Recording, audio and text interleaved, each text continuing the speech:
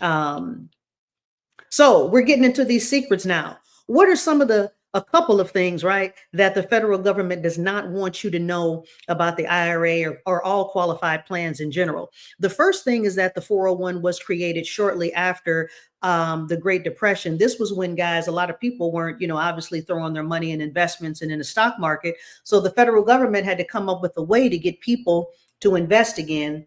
And that's why, they created about six forms of qualified plans. And I'll get into those in a minute. The second secret is the fees. When I sit down and I talk to my clients, ladies and gentlemen, it is fascinating that the majority of them think that their IRA or their 401k is free. It is not free. Your third-party administrator and your employer are all getting kickbacks from the fees that they charge you, the stamps, the quarterly statements, the annual statements, you calling in, wanting, to speak to customer service on your 401k. They charge you for all of that in the back end. You just don't see it. So the second secret, this is just like an example, because when you meet with me, I have kind of like a calculator that shows you a breakdown not only of your taxes that you're going to owe in your 401k if you keep deferring it, right? I'll get to that in a minute. But also I have a calculator that shows you the amount of fees that you're paying inside your 401k without your own knowledge, right? So let's just take a look at this. If the average person saves in a qualified plan in between $400 to $500 a month for 30 years, that's approximately $262,000 of contributions, right?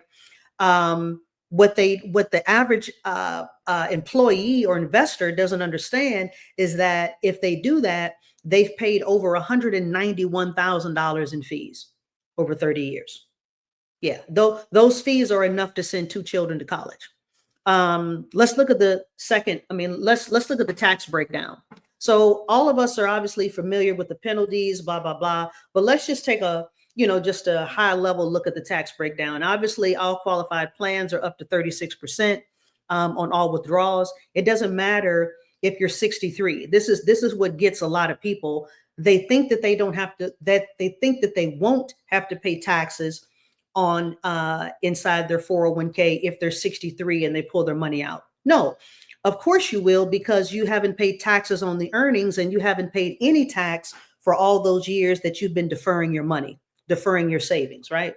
So you will pay tax on that. Additionally, you obviously pay tax if you pull your money out or need your own money before 59 and a half.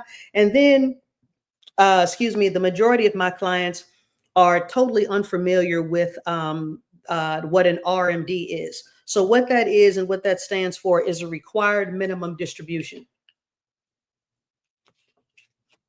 In the state of Missouri, if you have not pulled out 10% of the overall balance of all of your qualified plans by the age of 73, do you know that the IRS has a right to come back and tax you an additional 10% on that whole total overall balance? Yeah, you just pay, it's just tax time. So call me if you need an explanation on that.